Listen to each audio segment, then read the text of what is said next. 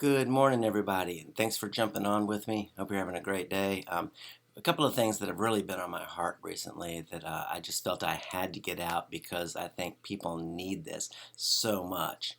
Um, and that is, I'm thinking about the idea of just like false masculinity, or some people call it toxic masculinity. It's that idea that as men we should be some strange combination of Dwayne Johnson and Bruce Lee and Top Gun. Just always have it all together, never be afraid, never be weak, never feel anything, just always have what it takes to do every single thing in front of us. And nothing, I think, could really be farther from the truth. I believe that because we have a wrong concept of masculinity, we have a wrong concept of fatherhood, and we also have a wrong concept of God as our Father. So the thing is, why would I want to come to somebody that I'm not comfortable with, that I don't think is for me, that I don't think is gentle towards me, is kind towards me? It's like, I don't want to come to. I wouldn't willingly come to like a mean boss or a mean dictator, right? It's like you don't, for somebody who's just going to find fault with you and just always have it together and look at you in your weakness and not care. And so I think that's what's going on. So I think that there is an aspect of God that people don't know exists, and yet they're seeking it. This is a global phenomenon. We are seeking it. I uh, I looked up this fact the other day of uh, Google searches, and one out of every four, 25% of Google searches are for pornography. That's an amazing statistic. 30% of women have endured some kind of emotional or mental or physical or sexual abuse.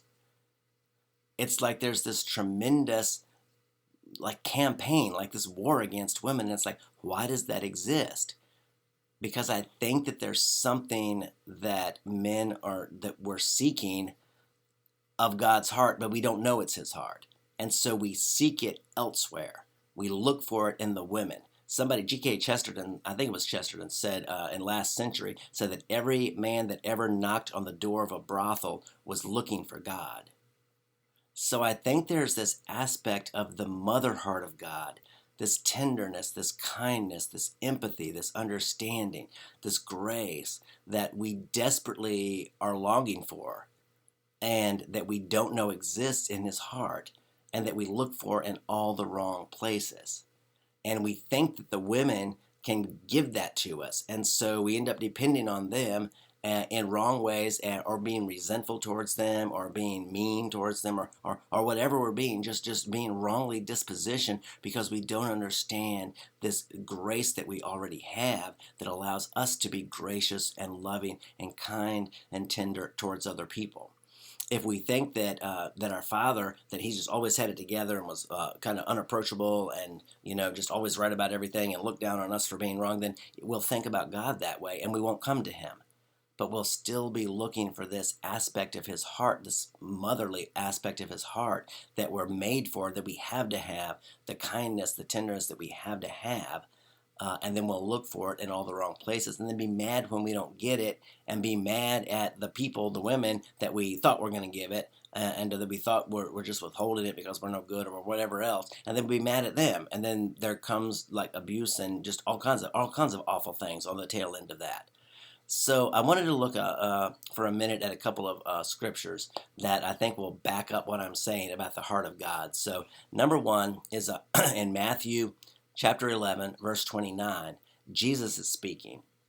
And in the broader context of the passage, 28 through 30, he says, this is the first public invitation to everybody that he gives. Before that, it had only been to the nation Israel. Now it's to everybody because they rejected him.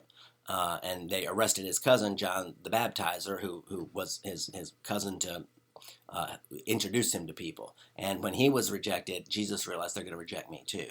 And so he opens up this invitation to everybody. And he says, come to me, all who are weary, heavy laden, burdened, burned out on religion, and I will give you rest for your soul. Is your image of God one that gives you rest in your soul? It's a kindness, it's a tenderness, it's a forgiveness, it's a love. I was talking. I had a call the other day, a Zoom call, and I was talking to a trauma coach, and he's Jewish by background, traditional Jewish, and so he comes from a Jewish family. They never went to church, never said anything about Jesus, very much against that. And he told me there was this point in his life because he had a lot of trauma in his life, which is why he's now a trauma coach. And he said that there was this time that he was just like enveloped in this warmth, in this love, in this forgiveness, in this tenderness, in this beauty, and he knew it was Jesus. And I'm like, wow. And he said I never learned anything of him. But I just somehow knew that that was him. And I'm like, that's amazing. And so Jesus is saying that when you come to me, you will find rest for your souls. I'm not the one who's going to give you a list of stuff to do. I mean, there may be things to do eventually, but it's going to come out of this healed relationship with me, not doing things to try to get to it, to try to make an angry God a little less angry. That's where a lot of service comes from. But it's like, no, it's like I'm going to give you rest for your souls. If you're burned out on religion, if you're weary, if you're exhausted by the circumstances of this life, which I think many of us are, it is hard right now. These are tough days we're living in. But he said, I'm going to give you rest for your souls because I am, the only time Jesus describes himself is right here. He says, because I am gentle and humble of heart. He has a heart that is gentle towards people and humble. He's lowly. He's not just lording it over people, even though he is the Lord. He's not lording it over people. He's not looking down on people. He's gentle. He's tender. He's kind. He's humble. And he says, you come to me, I'm going to give you rest for your souls. Why? Because he's gentle and humble. That's what we need. We want to be around people who are like that, who we can just be ourselves with and be open and honest and just receive understanding and tenderness and compassion. And that's exactly what he's offering. Okay, a couple more passages. Sorry, I got to put on my glasses here so I can see what I wrote. So in Isaiah chapter 49, verses 15 and 16, God is speaking, and there's a lot of issues that he has with his people, who's the nation Israel at the time. But there's a lot of issues that he has with them. But then, right in the middle of pronouncing these things that he's intending to come against them, to wake them up, to get their attention, which he's still doing. He says, can a mother forget her nursing child and not have compassion on the son that she's born? And then he says an amazing thing, she might forget, but I will not forget you. I have engraved you on the palms of my hands. That sounded a little bit like Jesus on the cross. I've engraved you on the palms of my hands, and you are continually before me. I'm always thinking about you. My heart is for you. My heart will go on. And some of the songs that we love, My Heart Will Go On is one of them, and other things. I think about 1,000 years. I had a friend that played that at their wedding. I will love you for 1,000 years, and then more. And I think that's what God's heart is for us. He wants us to know that heart. I love you that much. I've engraved you on the palm of my hands, and you're continually before me. And wow, talk about dedication, devotion, tenderness. Even when we completely blow it and we're not looking for him, we're not coming to him, we're not listening for him, he's still pursuing us. That's his heart. And then the last passage that I want to give you is in Matthew 23. Oops, glasses again, sorry. 23:37. And this is when Jesus is coming into Jerusalem. He knows he's going to be killed. But he's going there anyways. It says he set his face like a flint. So there's a real masculine thing. It's like he cares so much that he'll endure whatever to get his people back, to win our hearts back. And so he's going to Jerusalem knowing he's getting ready to take all of the wrong thinking, the wrong actions, all of the wrong of the world on him and take it away. Okay, so that's what he's done for us. And so he's going into Jerusalem. And as he's coming into Jerusalem, he says, Jerusalem, Jerusalem, you who stone the prophets and kill those who are sent to you. How often I've wanted to take you under my wings like a mother hen does her chicks, but you weren't willing. So that's his heart. He's showing us a glimpse into his heart. I want to take you under my wings like a mother hen does her chicks. And a lot of days I didn't care anything about that in my life. But these days I'm like, yes, I just want to be a chick under your wings. You take care of me and everything that pertains to me and my wife and the people I care about, and just walk us through this life with you. Let us know you. Let us know your protection. And there's a beautiful passage in Psalm 91 that says, "The one who dwells in the secret place of the Most High will abide under the shadow of the Almighty." I'm like, I just want to be in your shadow, just like a chick is under the its mother's wings. It's like that's a shadow. I want to be in your shadow. And that's his heart. That's what he wants to be. So if there's nobody else, I mean, other than Jesus, who sets the example of what true masculinity is, and it's being a child of the Father. It's seen, and he said everything. He said, I don't do anything unless I see the Father doing it. I don't say anything unless I hear the Father saying it. So when he's doing these things, he's doing that and saying that and being that because that's what he sees and hears from the Father. So that's the Father's heart, is to bring you back home and to cover you, to protect you, to care for you. It's not this angry God image at all. That is such a lie.